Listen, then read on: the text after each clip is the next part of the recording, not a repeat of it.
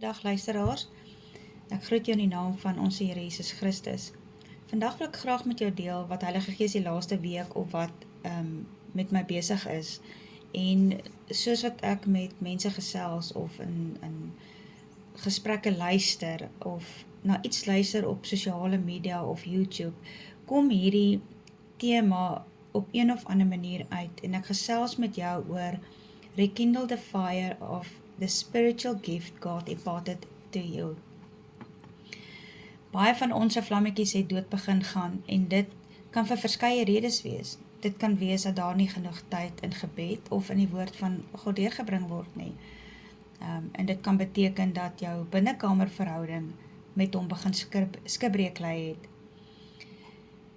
Daardie vlammetjie kan ook dood begin gaan het wanneer ons nie meer fellowship het met ander gelowiges nie. Wanneer jy jouself isoleer van alles en almal om jou en jy dink, maar jy's okay, jy kan dit op jou eie doen. Maar die woord sê eintlik vir ons, dat 2 beter is as 1.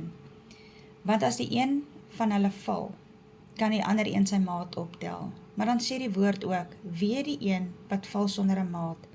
Hierdie maat kan jou huweliksmaat wees, dit kan 'n vriend of 'n vriendin wees, dit kan 'n medegelowige wees. Ons het mekaar nodig om daardie vuur van Heilige Gees aan die brand te hou. Sien dit so, verbeel jou, jy steek 'n lekker vuur aan die brand, vir 'n lekker braai, of sommer net om gesellig om 'n vuur saam te sit en kuier op 'n koue wintersaand. Maar jy sien een van die koeltjies wegrol van daai hoop vuur af.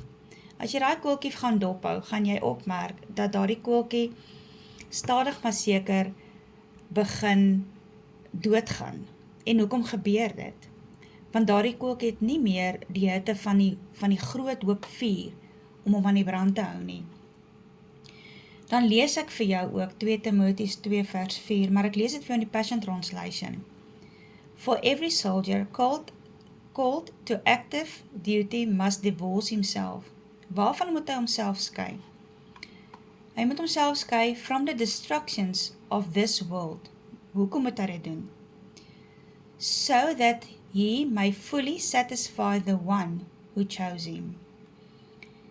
Ons weet dan dat die fokus van 'n soldaat is op sy plig en sy missie, wat deur sy bevelvoerder aan hom gegee word.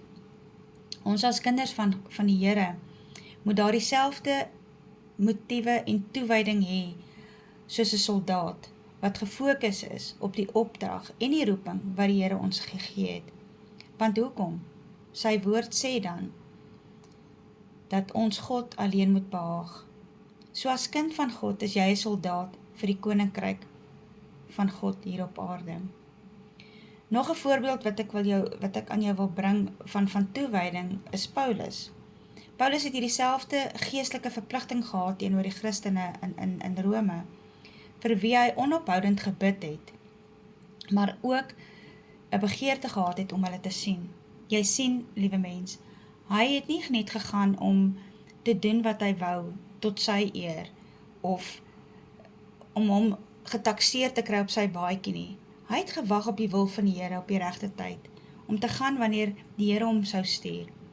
Sy begeerte en behoefte was, dan om die geestelike genadegawe met hulle te deel.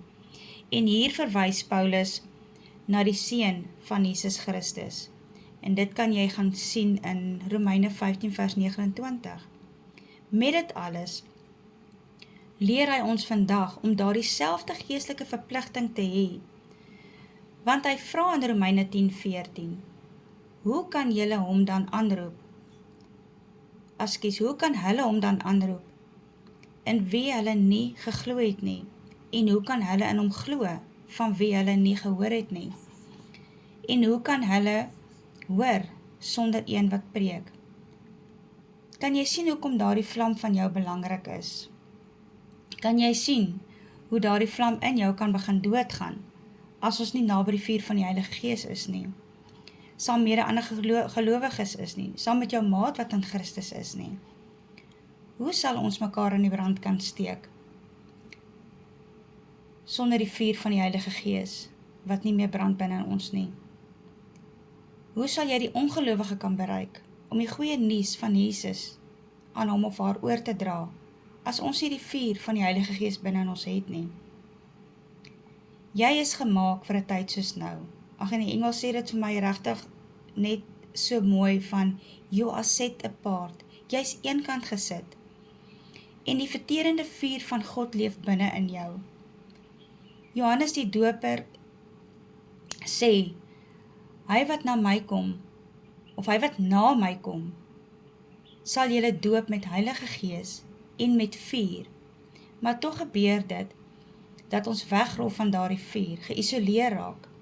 Jy val en niemand kan jou ophelp nie. Wie gaan weet jy het geval as jy alleen is en geïsoleer is? En so begin die vuur van die Heilige Gees dan binne jou uitgeblus raak. En daardie koeltjie wat eens helder gebrand het, begin dan sy glans en sy hitte stadig maar seker verloor, tot hy nutteloos voel en eenkant lê. Jy mag vandag dalk vra, maar hoe kry ek weer daardie koeltjie wat eenkant lê aan die brand, wat begin doodgaan het? Wel, jy stoot daardie koeltjie net weer nader en nader en nader aan die hoop vuur, tot hy weer diep binne in die vuur lê en nie weer kan uitrol nie. Met ander woorde ook, hoe steek jy weer die vuur van die Heilige Gees binne in jou in die brand? Jy mag dalk ook vra vandag, maar hoekom is dit belangrik dat ek hierdie vuur wat eens binne my gebrand het weer aan die brand steek? Wel, Jesus het die volgende gesê, ek het dit teen jou dat jy jou eerste liefde verlaat het. Onthou dan, waarvandaan jy uitgeval het, en bekeer jou, en doen die eerste werke. Anders kom ek gou na jou toe, en sal jou kandelaar van sy plek verwyder, as jy jou nie bekeer nie. So waar begin jy, sal jy vra? Jy begin deur om te onthou wie jou eerste liefde was. Onthou die dag toe jy jou hart vir Jesus gegee het, en hom aangeneem het as jou verlosser en saligmaker. Dan sê Jesus, bekeer jou, en as jy jou sondes bely, is hy getrou en regverdig, om jou sondes van alle ongeregtighede te vergewe, en jou te reinig. Jesus sê ook, keer terug na my. Onthou jy, toe jy verlief en verlore was, jy en jou maat, voor jy besluit het om te trou? En net soos in die huwelik, wat jy moet werk om die verhouding te bou, aan die brand te hou, tyd om mekaar te spandeer, net om to be with each other. Jy vergeet toch nie jou maat as jy getrou het nie. Net so met Christus, wanneer hy vir jou sê, keer terug na my toe. Net so moet jy aan daardie verhouding werk. As jy, kom ons gebruik 'n voorbeeld van, as jy 'n stukkie gevriesde vleis vat, en jy sit dit langs 'n brandende vuur, gaan dit een of ander tyd begin ontdooi. Hoe lank dit gaan vat, kan ek ongelukkig nie vir jou sê nie, maar dit gaan wel gebeur. So tydens jou worship in jou binnekamer, en in die teenwoordigheid van die Here, bring jy jou stukkie gevriesde hart, tot teen aan die verterende vuur, en ek kan jou waarborg, daai gevriesde hart, gaan stadig maar seker weer begin ontdooi, en jy sal weer die brandende vuur van Heilige Gees in jou binneste begin voel, en dan begin jy weer te bid, en te bid, en te bid, in gees. Dan begin jy weer te glo in dit wat jy bid, tot wie jy bid, en dan begin jy weer in gehoorsaamheid op te tree, in die wil van God. Because the more you trust in God, the more you will be like God. You will become Christ-like. Dan begin jy weer lewe as 'n nuwe skepsel in Christus. En jy begin die gospel weer proclaim, jou getuienis deel met ander, met gelowiges, ongelowiges. En so ignite jy die vuur van die Heilige Gees weer binne in jouself, sodat jy ander weer aan die brand kan steek. Daarom wil ek jou nooi, wanneer jy vandag, of wanneer jy op hierdie oomblik, net sy liggaam, sy bloed, gaan inneem, en Jesus innooi, opnuut in jou lewe, bely opnuut jou sondes, want hy is getrou, en regverdig om jou te vergewe en jou te reinig. En dit maak nie saak wat jy gedoen het nie. Al wat hy vir jou sê is, kom terug na my toe. Kom ons bid saam. Abba Vader, ek kom vandag na U in die naam van Jesus Christus. Here, ek vra dat U my weer sal vul met U vuur van die Heilige Gees. Gee weer aan my daardie brandende begeerte om U wil in 'n verlore wêreld te doen, tot eer van U en om U te behaag. Help my om te wees wie U my gemaak het om te wees, sodat ek U alleen kan behaag. U lig kan wees vir 'n donker wêreld.